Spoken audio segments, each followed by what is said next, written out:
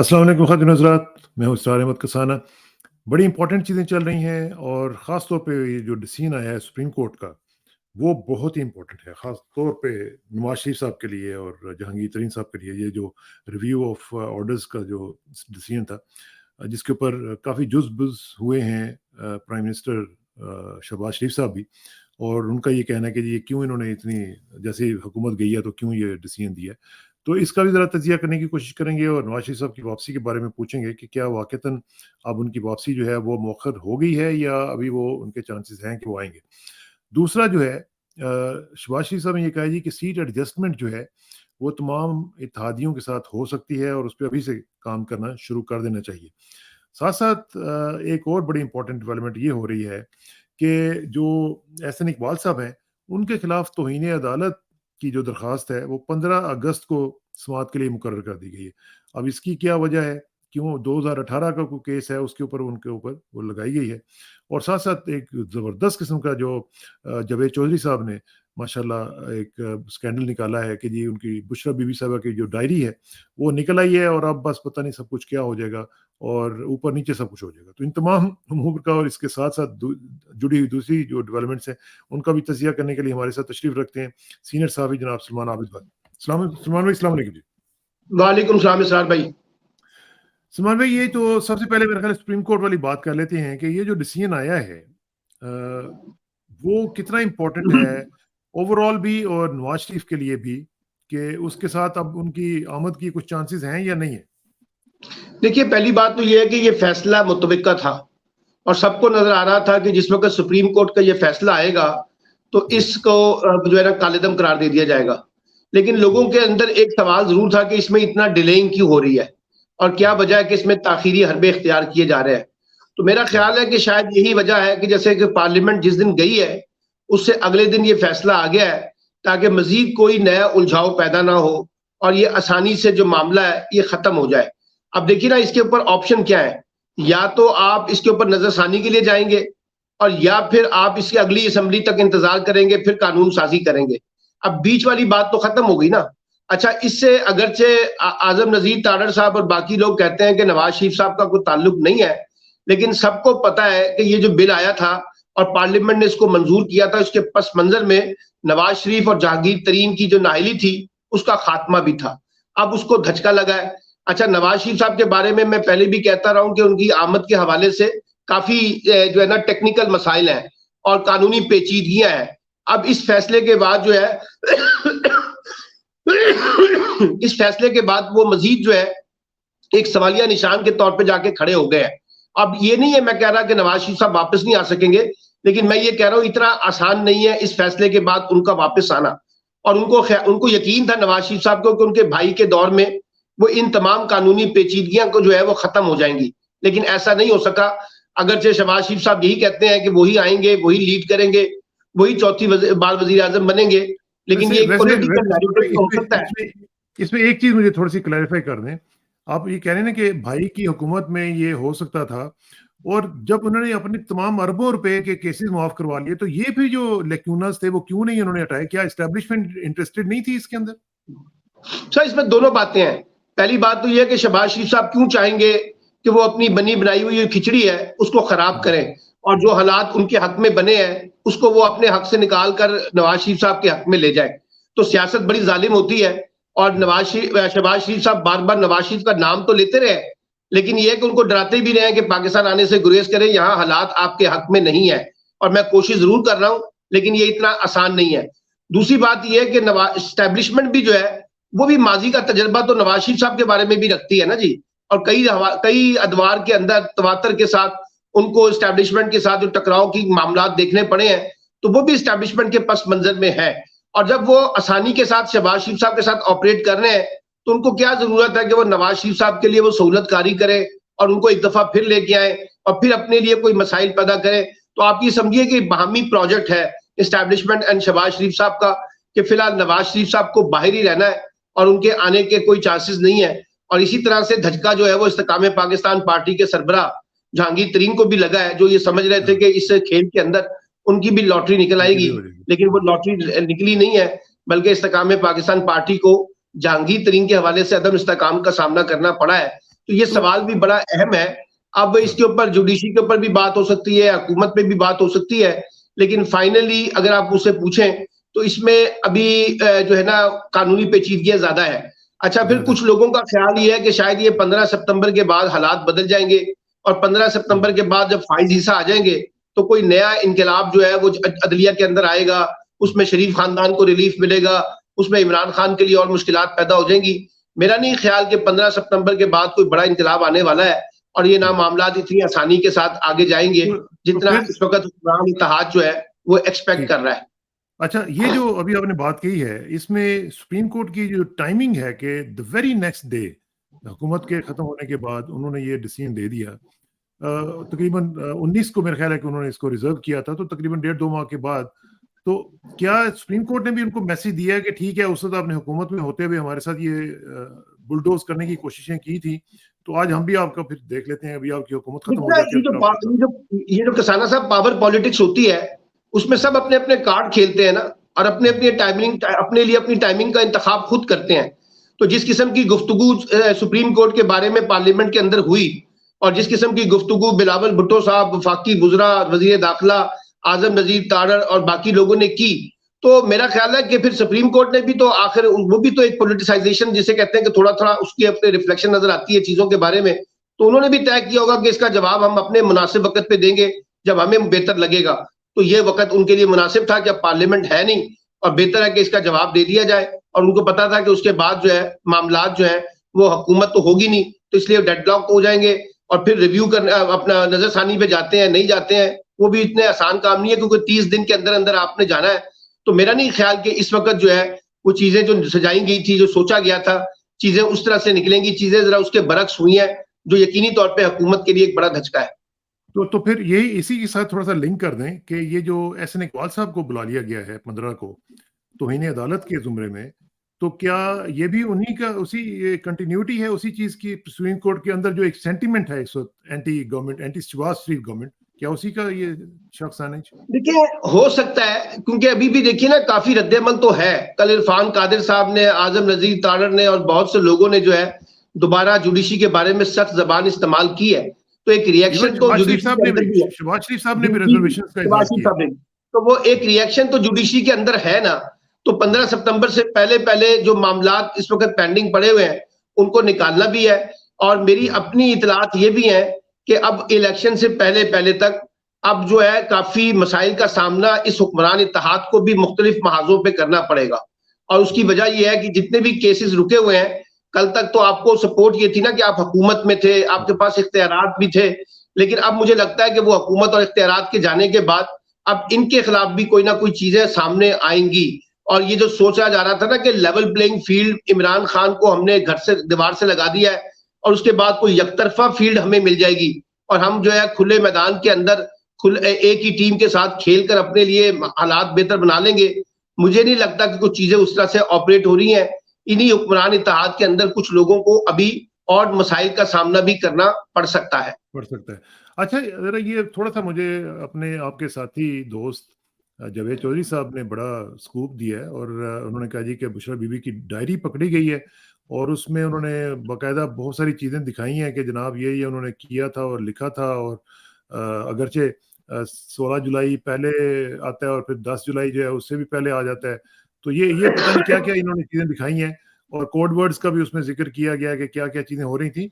क्या ये इस तरह की चीज़ें जो हैं ये बीइंग अ जर्नलिस्ट हमें करनी चाहिए? ये मुझे समझ नहीं देखिए, आ रही कि इसमें क्या मैंने कल ही एक ट्वीट किया है और मैंने कहा कि पाकिस्तानी जर्नलिज्म के हालात देखकर जो है ना दिल खून के आंसू रोता है।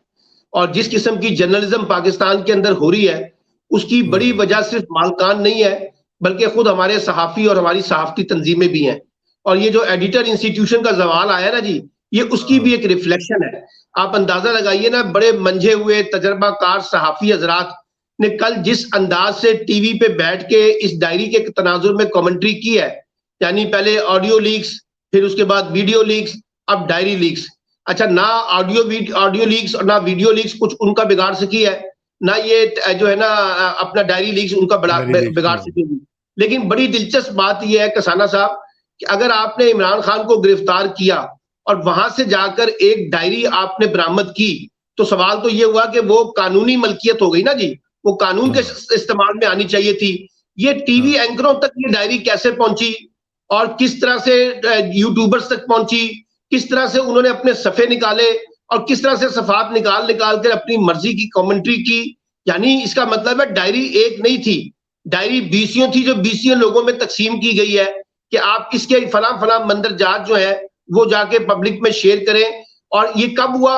जब वो साइफर वाला वाकया जो उससे 1-2 दिन पहले हुआ, हाँ मुझे हाँ, लगता है ये कि उसका पॉलिटिकल तासुर जो है उसको जाहिर करने के बिल्कुल लिए या उस बिल्कुल। डिबेट मैं को अगला नीचे लेके जाने के लिए मैं ये अगला डायरी सवाल की जो आपसे डिबेट है वो शुरू कर दी गई। मैं अगला सवाल आपसे यही पूछने वाला था कि क्या इसका मकसद ये तो नहीं है कि साइफर के ऊपर, क्योंकि साइफर पे ये बिल्कुल नॉकआउट हो चुके हुए थे और ये बहुत बड़ी स्टोरी थी, उसको देखिए ना, अब आप पीछे ये करने के लिए, देखिए उसको कि सेंटर में डालने के लिए। जी, जी, अब आप ये देखिए ना कि साइफर के इशू को दबाकर फौरी तौर पे पूरा पाकिस्तानी मीडिया और सोशल मीडिया डायरी के ऊपर आ गया है। ये किसकी कामयाबी है? एक बात। और आप देखिए कि साइफर इतना बड़ा मसला हो गया कि प्राइम मिनिस्टर को भी कहना पड़ा कि अगर ये कंटेंट बिल्कुल ठीक है तो ये बड़ी ज्यादती है इस मुल्क के साथ। तो मेरा मतलब है कि वो भी एक बहुत बड़ा इशू था जिसको दबाने की कोशिश की और एक गैर जरूरी इशू को उलझाया। अब आप मुझे बताइए ना, वो 12 बजे दूध पीने का कहती थी, वो फला ये कहती थी, वो फला ये कहती थी। अगर हमने इस तरह की पॉलिटिक्स करनी है तो मैं बार बार कहता हूं कि फिर हमें सियासत और जमहूरियत का जनाजा खुद ही पढ़ लेना चाहिए, इन्ना लिल्लाह व इन्ना इलैहि राजिऊन करके आगे बढ़ना चाहिए। भाई ये किस किस्म की सहाफत हो रही है और किस किस्म का अंदाज बयां है। यानी एक मुकाबला करना है सियासी मैदान में और हम किस तरीके से जाके फरसूदा और गैर अखलाकी अंदाज से घर के मामलात को डिस्कस कर रहे हैं, मियाँ बीवी के ताल्लुकात को, और फिर उसको जोड़ रहे हैं पाकिस्तान की कौमी सियासत के साथ, कौमी मसाइल के साथ। तो एक तमाशा तो लगता है ना जी। एक दूसरी बात यह है कि पाकिस्तान में अगर बीवियां अपने खामंदों को सियासी मशवरे देती हैं तो ये हाँ, कोई नई चीज तो नहीं है। कलसूम नवाज भी नवाज शरीफ साहब के लिए मशवरे निकाला करती थी, बिल्कुल। मरियम नुसरत साहबा खुद भट्टो भी देखें। देती थी, नुसरत भट्टो खुद देती थी, जरदारी साहब के बकौल मैं उनको समझाता था, बेनजीर को। तो मेरा मतलब है कि ये मुझे लग रहा है कि सारा खेल जो है एक सियासत की कड़ी है और जो इमरान खान के मुखालफिन है वो अब इस लेवल तक आ गए हैं जो लेवल कल आपने देखा है। और इससे अंदाजा होता है कि उनके पास सियासी मतन जो है वो नहीं है और गैर सियासी और गैर संजीदा और गैर अखलाकी मतन रह गया है जिसकी मदद से ये सारा काम करने की कोशिश की जा रही है। और आप तो मुझसे ज्यादा बेहतर जानते हैं कसाना साहब, अगर आप 85 और 88 की पॉलिटिक्स से लेके चले तो आप देखिए हाँ, सबसे ज्यादा पीएमएल ने औरत कार्ड खेला है, ओ सबसे यस, ज्यादा। हमेशा और हमेशा। ये औरत कार्ड खेल के उन्होंने अपने सियासी मुखालफिन के ऊपर इस तरह का दबाव हाँ, डाला कि हम उनकी किरदार कुशी कर सकें। उसमें नुसरत भट्टो भी आई, उसमें बेनजीर भट्टो भी आई, उसमें बेनजीर, शर्मिला फारूकी भी आई, उसमें इमरान खान की पहली बीवी जमाइमा खां भी आई और उसमें आयशा अहद मलिक भी आई और वो बीना हयात मलिक जो बीना हयात कराची वाली वो भी आई, हाँ, शर्मिला फारूकी भी आई। यानी किसी को इन्होंने माफ नहीं किया। अब फिर सही आपने बात। देखा उससे पहले फातिमा जिन्ना के साथ जो कुछ अयूब खान के दौर में हुआ। यानी मेरा मतलब है कि हम सियासत को किस लेवल पर घटियापन। लेकर आगे हैं, ये बुनियादी नौयत का सवाल है आज की 2023 की सियासत और जमहूरियत में कि हम कहां जाके खड़े हैं और हमारी अखलाकी पस्ती कहां जाके गिरी है। और ये कहाँ जावेद जाके गिरी। चौधरी जैसे लोग जो है ये सहाफत को मुझे लगता है कि जिसे कहते हैं ना कि ना सिर्फ कारोबार बल्कि सहाफत को इनके अपने हाथों जो है ना एक गैर अखलाकी मयारात और मामलात को चलाने के लिए जो ठेका इन्होंने लिया हुआ है और उस पर बड़ा दुख होता है। और दो चैनल देखिए, एक समा और एक जियो, उन्होंने कल डायरी के ऊपर जो तमाशा लगाया है उससे ओ आपको अंदाजा हो जाता है पाकिस्तान की सहाफत के मयारात का। मुझे समा पे तो इतना इतराज नहीं है, लेकिन जियो जैसा अखबार जिस किस्म की पॉलिटिक्स कर रहा है वो वाकई सवालिया निशान है कि एक बड़ा अखबार जिसकी एक बड़ी क्रेडिबिलिटी होती थी हो। वो भी इमरान खान दुश्मनी और में जिन कहां लोग तक चला गया है कि और वो जो लोग किस उसके तरह की पीछे हैं, गुफ्तगू और किस तरह की बातों को सामने ला रहा है। और जो लोग ये करवा रहे हैं, जो इसके पीछे हैं, जो ज़बरदस्ती ज़ाहिर है कि वो करवाते हैं, और आपको भी पता है, हमें भी पता है कैसे ये फंक्शन होता है सारा कुछ। तो उनको भी ये सोचना चाहिए कि कम से कम अपना मेयार ही थोड़ा-सा ऊपर कर लें यार। अपने जो खेल हैं आपके, वो इतने अंडरस्टैंडेबल हैं, इतने हम लोग उनको समझ चुके हुए हैं कि थोड़ी-सी उसमें वैरायटी ले आएँ, कोई इनोवेशन ले आएँ, कुछ लोगों को पता देखिए ना, चले कि बात यार यह आपने है भी कि सोचा जब था।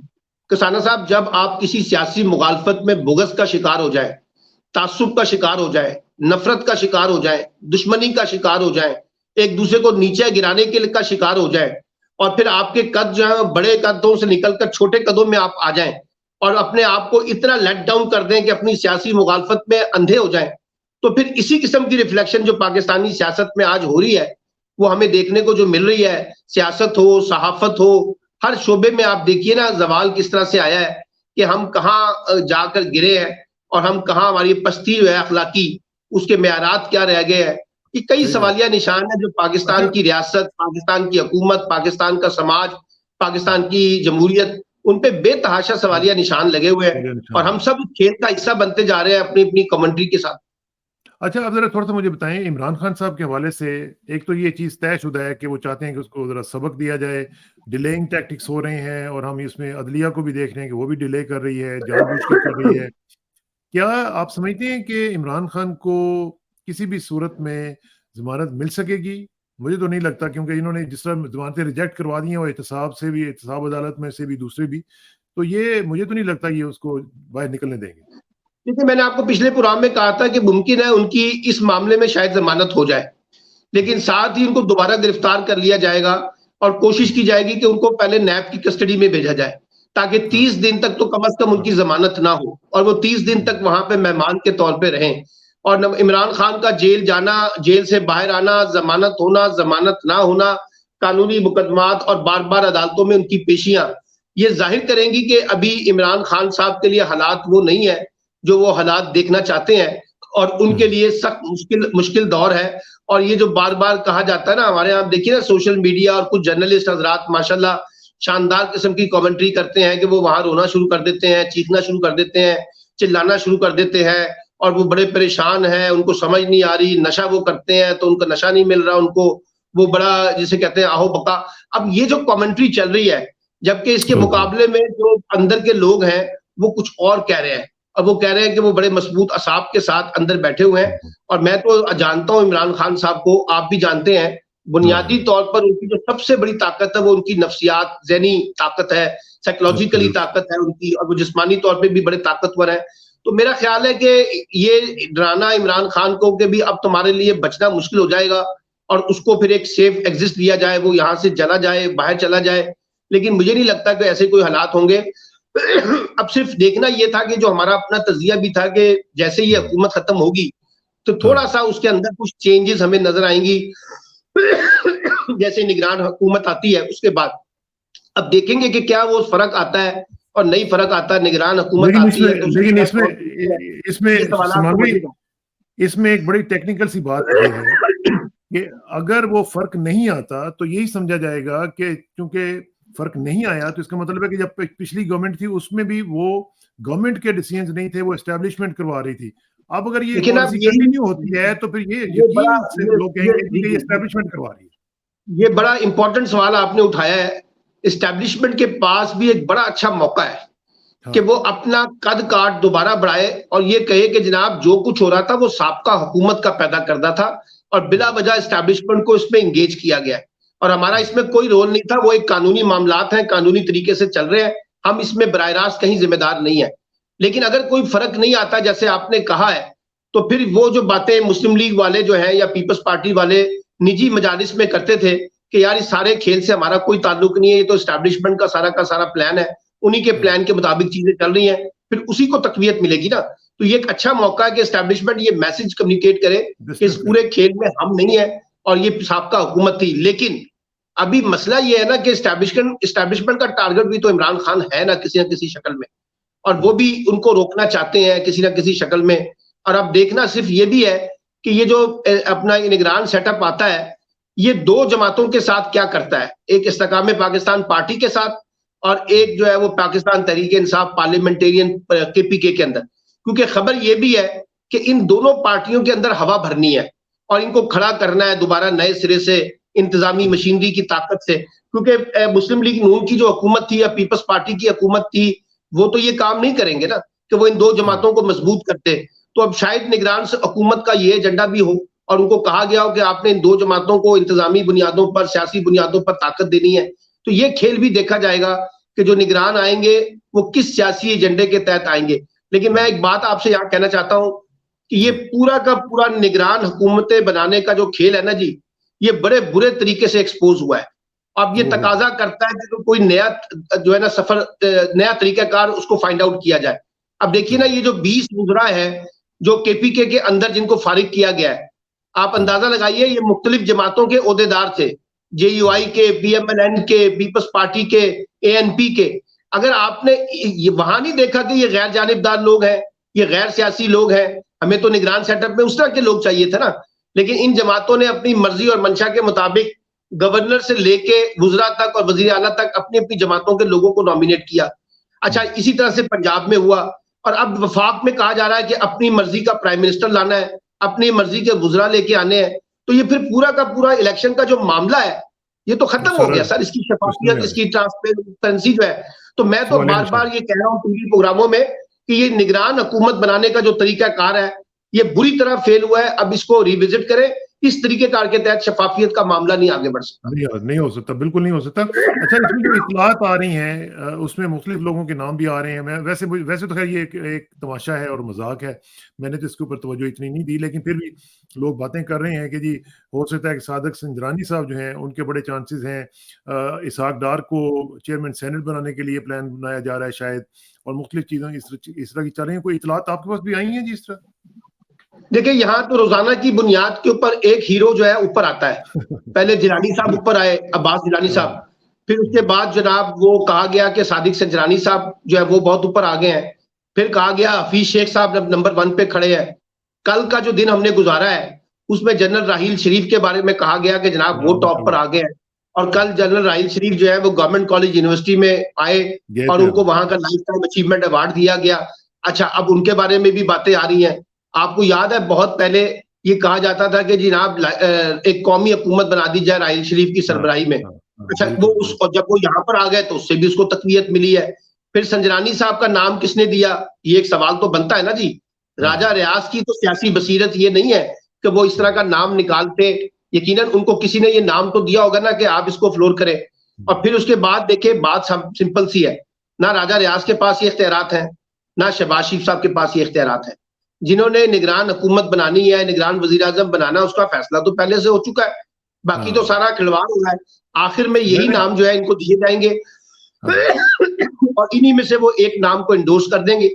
मैंने और सुना अगर है कि इन्होंने थोड़ी सी भी और अगर इन्होंने थोड़ी सी भी रुकावट की तो हाँ, फाइनली इलेक्शन कमीशन तो मौजूद है ना जी।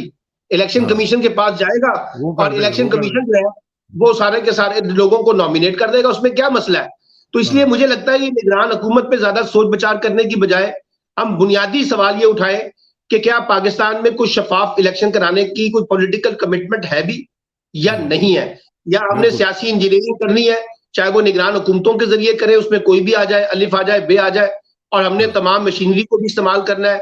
और जो सबसे बड़ा सवाल जो इस वक्त जेर बहस है, क्या एक बड़ी पॉपुलर सियासी जमात को पाबंद करके, कैद करके, दीवार से लगा के, खौफ व हरास पैदा करके इंतखाबात का जो अमल है उसकी क्या क्रेडिबिलिटी रह जाएगी, क्या साख रह जाएगी, ये भी सवाल तो मौजूद है ना जी। और बिल्कुल, इससे फिर वो बिल्कुल। जो दो हम जो कहते हैं जी शफाफ इंतखाबात, वो कहाँ चले जाएंगे, उसको कहाँ ढूंढा जाए शफाफ इंतखाबात को, क्योंकि मैंने अगर सुना है आपके कि लोगों ने शफाफ इंतखाबात कराने नहीं है। हाँ, मैंने सुना है कि शहबाज शरीफ साहब अभी भी अंदर-अंदर ना अंदर खाते कोशिश कर रहे हैं कि जिस तरह बाकी चीज़ें आइन के मुताबिक होती रही हैं, इसी तरह वो कह रहे हैं कि कोई तरीका ऐसा निकाल लें कि मैं कंटिन्यू करूँ एज़ ए निगरान प्राइम मिनिस्टर भी। तो कोई वो मिन्नतें तरले कर देखिए रहे ना, हैं कि यार वो शहबाज शरीफ साहब की तो मैंने आपको बताया ना, माशाल्लाह जिस तरह से कोशिश है, उन्होंने अपने आप को बहुत शानदार तरीके से पेश किया है। और हर हाँ, मामले में वो चाहते हैं कि वो एस्टैब्लिशमेंट की हमायत के साथ खड़े रहें, और उसमें जितना वो आगे जा सकते हैं वो आगे जाएं, और और इसमें अपने लिए उनको शर्म ज्यादा भी से नहीं ज्यादा आती। मार्जिन मिले। और उनकी ख्वाहिश भी ये है कि जो भी सेटअप आता है, कम से कम उस सेटअप को उनकी आशीर्वाद हासिल हो, उनके हाँ, मनपसंद किस्म के लोग हों, और खास तौर पे पंजाब का जो सिनेरियो है उसके अंदर कोई बड़ी तब्दीली उनकी मर्जी के ना बगैर ना आए। लेकिन हाँ, सवाल ये है कि इसका मतलब क्या है। इसका मतलब आप ये कह रहे हैं कि जनाब एक एस्टैब्लिशमेंट जो है वो एक ऐसा दरबार सजाएगी जिसमें मुस्लिम लीग नून को मेजोरिटी देनी है, जिसमें वजीर आजम शहबाज शरीफ को दोबारा लेके आना है। ये बातें अभी बहुत कबल अज वक्त है, और अभी हाँ, तो कोई इलेक्शन भी फौरी तौर पे होता हुआ नजर नहीं आ रहा। 5-6 महीने का सिनेरियो क्या बनता है वो देखा जाएगा, हाँ, इमरान खान के साथ क्या होता है वो देखा जाएगा। और ये जो बाहर इस वक्त लोगों के अंदर बड़ा हुकूमत के खिलाफ एक शदीद रद्दमल है, उसको भी देखा जाएगा। फिर निगरान हुकूमत के मामलात है, मुझे तो ये भी लगता है कि कुछ अरसे के बाद आपको इसी हुक्मरान इत्तेहाद जिसने अभी हुकूमत छोड़ी है उसके अपने अंदर भी हालात जैसे बनेंगे, उसमें फ्रस्ट्रेशन पैदा होगी और वो भी उनको भी लगेगा कि शायद हमारे साथ भी हाथ हुआ है और ये जो जो चीजें हमें बताई गई थी या जो हमने सोची थी शायद ऐसे नहीं है। आपको याद होगा शहबाज शरीफ साहब ने गिला किया था 2018 के बाद, जब शोएब राइज को के साथ उनका एक इंटरव्यू हुआ था, उसमें कहा था कि जी बाजवा साहब ने तो हर चीज मेरे से तय कर ली थी, हद तक के कैबिनेट भी, लेकिन उसके बाद पता नहीं क्या हुआ। तो अभी भी उनके साथ ये हाथ ना हो जाए कि जिनको दिखाया जा रहा है कि जनाब नवाज शरीफ की बजाय आप वजीर आजम होंगे और आपको आगे लाया जाएगा, और जिस अंदाज से मुस्लिम लीग नून के लोग या उनके हामी सहाफी अब निजी मजालिस में शहबाज शरीफ साहब की पजीराई करते हैं और जो इंतखाबी मुहिम चल रही है जो शहबाज शरीफ के इश्तिहारात के साथ, उसमें नवाज शरीफ की कई तस्वीर नहीं है और मरियम नवाज जो है वो अपना मग और अपनी कॉफी का कप लेके खड़ी हो गई है, वो उन्होंने कहा जी ये चलेगी। तो ये लगता है कि शहबाज शरीफ साहब जो है वो कुछ मौजूदा सूरत हाल से ओवर स्मार्ट बनने की कोशिश कर रहे हैं। और ये जो अभी आपने कहा ना सीट एडजस्टमेंट की बातें शहबाज शरीफ साहब के बारे में, उसमें भी इख्तिलाफात है, इतना आसान काम नहीं है। पंजाब में पीपल्स पार्टी बड़ा हिस्सा मांगती है, मुस्लिम लीग नून कहेगी उसके मुकाबले में आप हमें सिंध में हिस्सा दे, तो ये इतनी आसान चीज नहीं है पार्टी एडजस्टमेंट वाली बातें। अभी तो बुनियादी सवाल ये तय कर लें कि इलेक्शन कब होना है, एक बात, और अगर इलेक्शन होना है तो क्या पीटीआई को आजादाना बुनियादों पर इलेक्शन कैंपेन की इजाजत देनी है, तो फिर एक और सिनेरियो होगा, और अगर आपने नहीं देनी है तो एक और सिनेरियो होगा। तो दोनों सूरतों में मुझे लगता है कि अभी हालात के बारे में हतमी बात कहना आसान नहीं है। चलें, आखिर में इस तरह की मुझे बताएं कि क्या आप समझ रहे हैं कि कोई सरप्राइज भी आ सकती है निगरान वजीर आज़म के तौर पे? इम्कान है कि जो नाम सारे जेरे गर्दिश हैं इनसे हटके कोई नया नाम आ जाए और लोगों के लिए बड़ी हैरानगी की बात हो कि ये नाम कहां से आ गया अचानक, और ये जैसे मोहसिन नकवी साहब का लॉटरी निकली, इस तरह किसी और की भी निकल सकती है। लेकिन देखिए ना, सवाल क्या है, सवाल यह है कि निगरान हुकूमत में कोई आ जाए, अलिफ आ जाए, बे आ जाए, रिमोट कंट्रोल किसके हाथ में है? रिमोट कंट्रोल कौन ऑपरेट कर रहा है? कौन सियासी फैसले करेगा, कौन इंतजामी फैसले करेगा, और ये जो फाइनेंशियल मैनेजमेंट है उसको कौन डील करेगा, किसको लाना है, किसको नहीं लाना, किसको बाहर रखना है, किसको बाहर नहीं रखना, ये फैसले निगरान हुकूमत के नहीं है बल्कि निगरानों को लाने वालों के फैसले हैं। तो ये मुझे लगता है कि खेल जो है वो उसी के गिर्द घूमेगा, जो अच्छा होगा जो बुरा होगा उसका बोझ या उसकी पजीराई इस्टेब्लिशमेंट के खाते में पड़ेगी। तो मुझे जाती तौर पे लगता है कि आने वाले अरसे में आपको इस्टेब्लिशमेंट के ऊपर जो है अच्छा या बुरा क्रिटिसिज्म बढ़ेगा, और इम्कान ये भी है कि यही हुक्मरान इत्तेहाद में से कुछ जमातें जो है वो इस्टेब्लिशमेंट पे सवाल उठाना शुरू कर देंगी, जैसे कल जावेद लतीफ साहब ने उठाया है। उन्होंने कहा जी कि इमरान खान को जब नाहिल कर दिया गया है तो अब उसके नतीजे में लेवल प्लेइंग फील्ड के लिए नवाज शरीफ का रास्ता रोका जा रहा है, ठीक है ना जी। तो अब इस तरह की गुफ्तगू जो है वो आपको सुनने को मिल सकती है। बुनियादी एक और नोयत का जो सवाल जो जेर बहस आना चाहिए कि इस पूरे खेल में पाकिस्तान में जमहूरियत का मुस्तकबिल क्या रह गया है, और इस पूरे खेल में पाकिस्तान में आइन और कानून की बालादस्ती का सवाल कहाँ रह गया है, इस पूरे खेल में इंसानी हकूक की जो कदरें हैं वो कहाँ खड़ी है, और इस पूरे खेल के अंदर हम क्या मेयारात तय कर रहे हैं सियासत के, जमहूरियत के, कानून की हुक्मरानी के। ये वो सवालात हैं जो अब जेर बहस आने चाहिए अगर हमने आगे का कोई वे फॉरवर्ड तलाश करना है। ये जो एक दूसरे पे इल्जाम तराशियां, एक दूसरे पे गुफ्तगू करना, एक दूसरे पे कमेंट करना, कभी डायरी लीक्स ले आना, कभी ऑडियो, कभी वीडियो, कभी जेल के हालात की कमेंट्री करना, ये बिल्कुल नॉन सीरियस एक्शंस है। इससे पाकिस्तान का कोई भला नहीं होने वाला।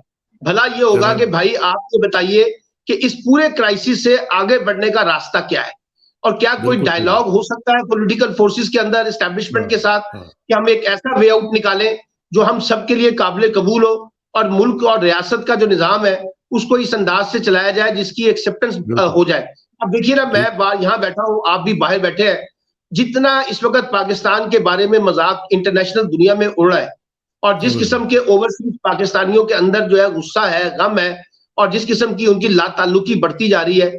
अब कल मुझे एक प्रोफेसर मिले हैं जो अपनी रिटायरमेंट के आखिरी स्टेज के ऊपर है, और उन्होंने कहा कि जब मैंने पहली दफा अपने बच्चों से कहा कि अब हमें मुल्क छोड़ देना चाहिए तो बच्चे मुझे पढ़ गए, और उन्होंने मुझे कहा कि आपने जब हम आपको कहते थे तो आप कहते थे पाकिस्तान छोड़ना ही नहीं है किसी सूरत में, हम बाहर नहीं जाएंगे, अब आप कह रहे हैं कि पाकिस्तान छोड़ना है। तो उन्होंने कहा कि मैं तो अब तंग आ गया हूं बेटा, तो मुझे अब आप लोगों का मुस्तकबिल नजर नहीं आता।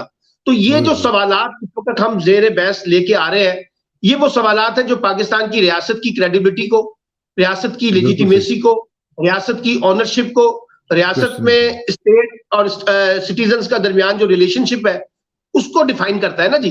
तो मैं तो अभी आपके सामने बड़े सवालात उठा रहा हूं कि पाकिस्तान में सोचने के लिए बड़े सवालात होने चाहिए ना।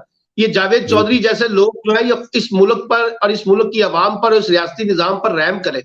ये जो इस तरह के शगुफे छोड़ रहे हैं, इससे वो क्या साबित करना चाहते हैं कि पाकिस्तान का पॉलिटिकल डिस्कोर्स इस हद तक नीचे गिर गया है कि हम एक दूसरे की तस्लील करके बाकायदा कहके लगाते हैं, एंजॉय करते हैं और उसमें सेलिब्रेशन करते हैं, और उसमें हम बाकायदा बताते हैं कि जनाब ये पीरनी फकीरनी ये वाले मामलात, और जिसके जो भी मामलात है यार उनके ऊपर छोड़े, अच्छा करते हैं बुरा करते हैं उसकी कीमत अदा करेंगे।